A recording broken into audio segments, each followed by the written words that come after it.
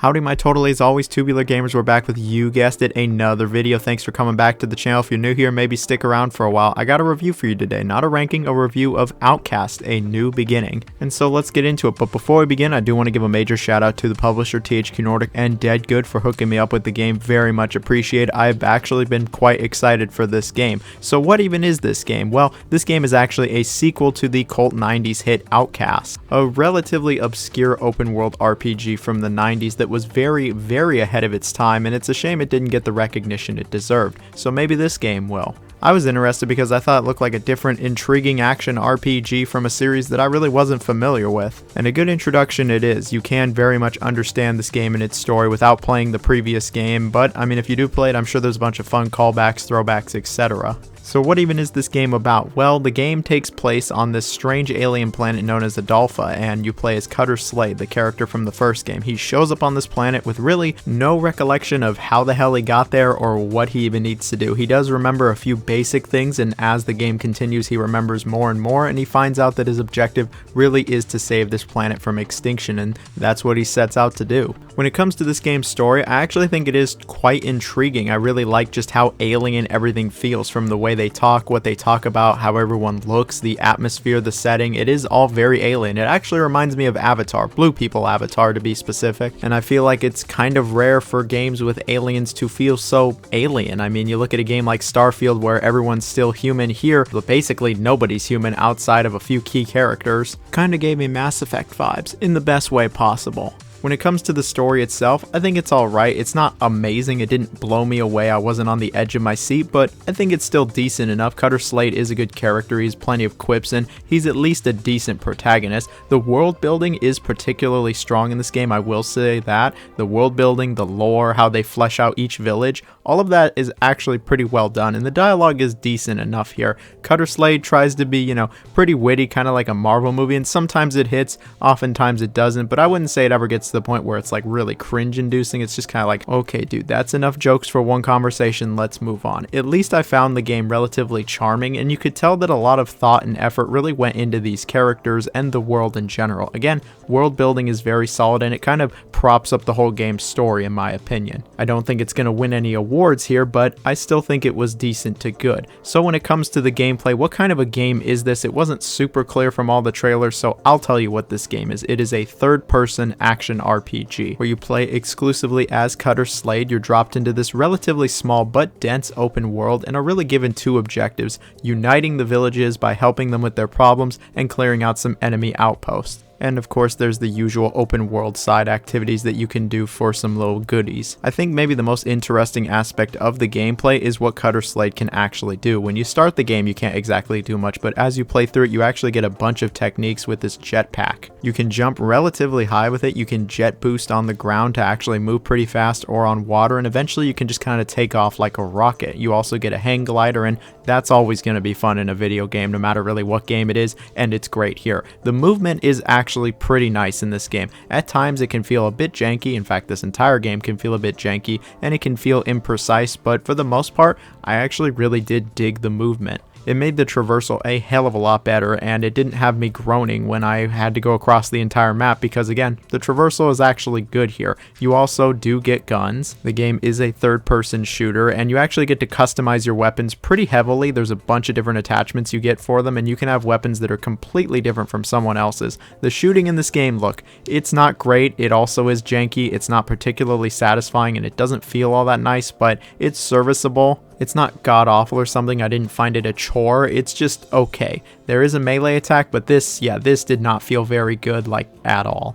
And you'll fight plenty of enemies in this game, whether it's the wildlife of this planet or like these drones and robots. There's plenty of different things to shoot, and the combat in this game, it's okay. Like I said, the shooting is a bit wonky, the melee attacks aren't great, the enemy AI isn't particularly very good either, and sometimes they really just kind of get stuck on the environment, and the pathfinding can be a little shaky, but I still think the combat was decently enjoyable. I did have some fun with it. Again, the traversal options make things more interesting, and it's not bad. It's not great or even all that good, but it's not bad. The action, it's alright, but this is an action RPG. What about the RPG elements? Surprisingly, you don't actually level up in this game. There's no XP or anything like that. As you complete objectives, you get different currencies that you can use to upgrade your stuff, like your jetpack, like your combat abilities, maybe new attachments for the weapons. And I think these are alright. It's a good change of pace. Not every game needs a traditional leveling up system. It's good for them to try something different. I think that's fine. The RPG elements, yeah, they seem good enough to me.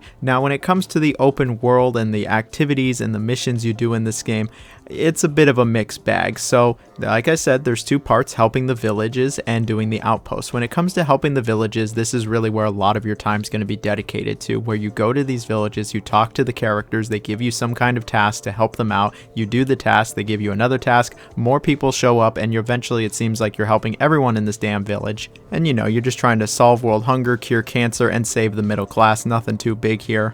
Okay, you'll actually get dozens of missions throughout this game to help the villagers out, and when it comes to the missions they give you, I won't lie, they're very hit and miss. Some of them are actually pretty good. There's some interesting set pieces, and they actually mix it up a little. Most of them, though, these really feel like tedious, busy work, and they feel like they would be side objectives in really any other open world RPG, but here, it's the main objective. And it's not like, oh, it's the opening hours of the game, they'll give you some easy menial tasks to start out with. No, it really is like this the entire game, and I was like, man, these really give off side quest vibes, and this is the main objective. Where's the interesting set pieces or the memorable mission design, or shoot just some interesting areas that are different from the open world? No, it just doesn't come. A majority of these missions, unfortunately, are just kind of busy work at the end of the day. There isn't really much to them, and they get a bit stale. And usually there's multiple stages to each mission, like you'll do one thing and then it unlocks the next stage and you'll have to do that, or sometimes it'll be like, oh, you've got to wait a bit of time for the next objective to unlock, and then you can do that to complete the mission. Eventually you'll complete all the missions in a village, you'll help the village out, and move on to the next one, rinse and repeat. But it does not get as repetitive as you think because the game is not massive. This is not some massive open world with like 30 villages. No,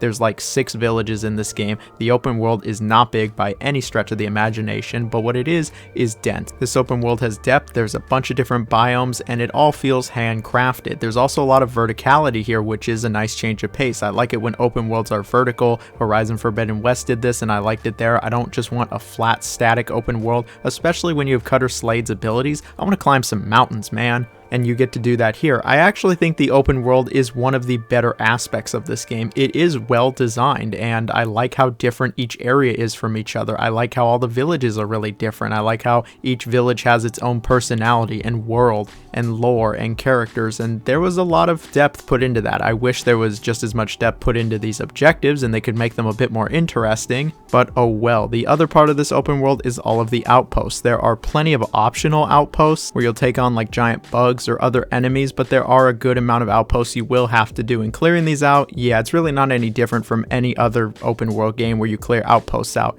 It's fine, and it just kind of feels like busy work. You're going through the motions, you're just checking a box off a list, and before you know it, you've done all the outposts somehow. In terms of other side objectives you can do in this open world, I didn't particularly find any all that interesting. The main objectives already feel very side questy, and so I just didn't really feel all that obligated to do these, and the reward seems decent enough. I just didn't really have any interest in them. Now, to pivot to the presentation, it's a bit of a mixed bag. Look, clearly this is a AA game made with a small budget and a small team, so I'm gonna give them some slack. I'll say at times this is actually a very good looking game. The environments actually do look pretty stunning at times, and I was impressed. The character models, not so much. Most of them just look kind of like okay. The main character, he doesn't look particularly great. What really kind of hampered my experience when it comes to the presentation is the frame rate, the screen tearing, the jitteriness, the stuttering, and how unstable the game felt. When I started moving pretty fast, the game would start chugging, loading everything in, frequently pausing. There was just a decent amount of stuttering in general. There is a ton of screen tearing in this game. If you're playing on the PS5 version, there is a quality and performance mode, and the performance mode, man, that screen tearing is just really obnoxious, to be honest. I've never seen so much screen tearing on a PS5 game.